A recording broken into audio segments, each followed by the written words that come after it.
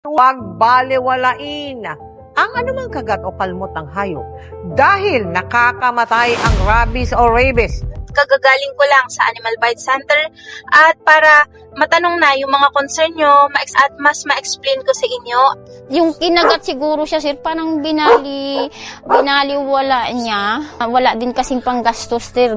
Kailan ba ini-inject yung ERIC or yung human rabies immunoglobulins? Meron yung 3 categories. Merong category 1, ito yung safe. Ibig sabihin, nahawakan nyo lang, pero wala kayong open wound, wala kayong scratches, then no need kayo magpa-anti-rabies vaccine. Ibig sabihin, hindi dumugo, hindi yan walang scratch, walang open wound, pero kailangan nyo pa rin i-observe yung animal 10 to 14 days. Next, category 2, ito yung mild.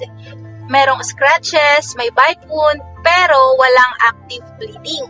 Ibig sabihin, hindi dumugo.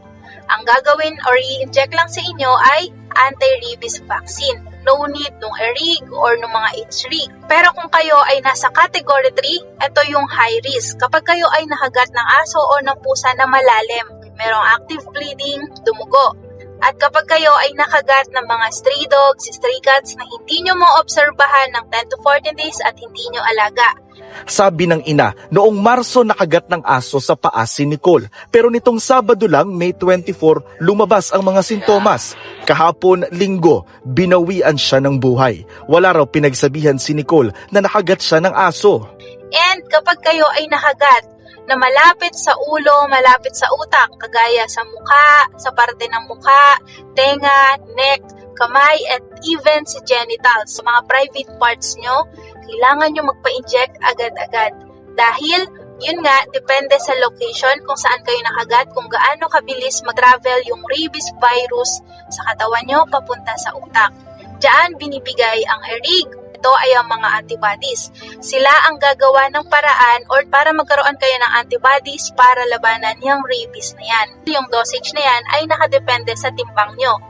So kung mas mabigat kayo, mas mahal yung magagastos.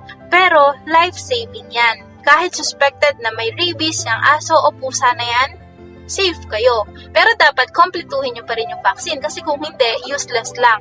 Okay? Kapag kayo ay nasa ganyang category 3, dapat within 24 hours nakapagpa-inject na kayo para mas sure at mas ligtas sa inyo.